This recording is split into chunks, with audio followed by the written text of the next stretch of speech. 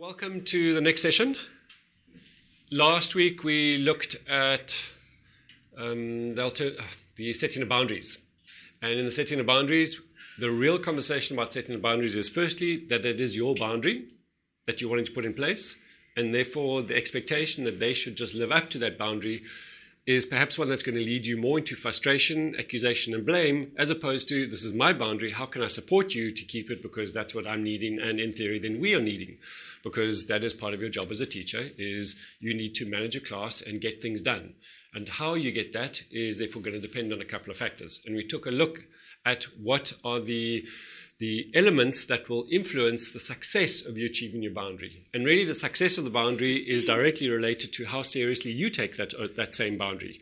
Because you can't expect the children in your class to take it that seriously if you yourself don't.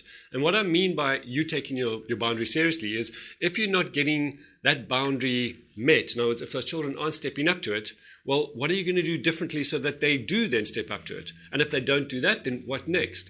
So if you keep asking yourself that question, you have to be taking that boundary seriously, because you're continuously having the conversation of how could I improve this? How could I get it so that these children actually then acknowledge what we're needing to do and what's important to us?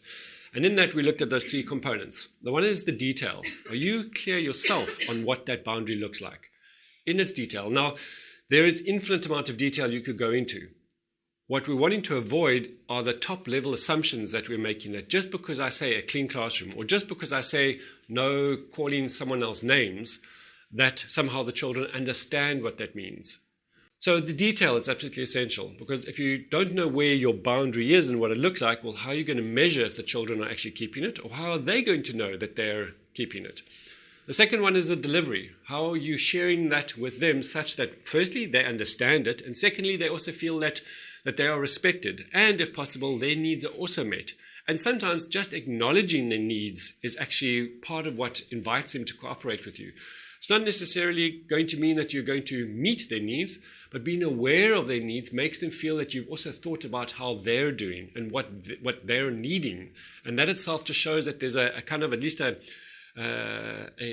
cooperative relationship.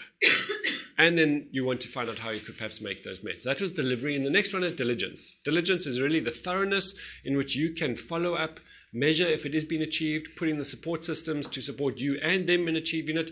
All those different things over a length of time will support that boundary in it becoming more than just a once-off, but something which is then really recognized more as a routine and a pattern. Because that's really what we're wanting.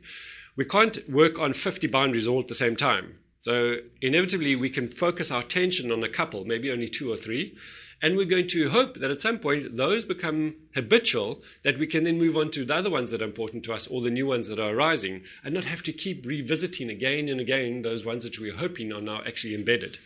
And that's really the challenge, is how do we keep track of all these different boundaries or the agreements that we're making, and that is really in the diligence side, that thoroughness of systems to support you so that you're not having to remember it all up here.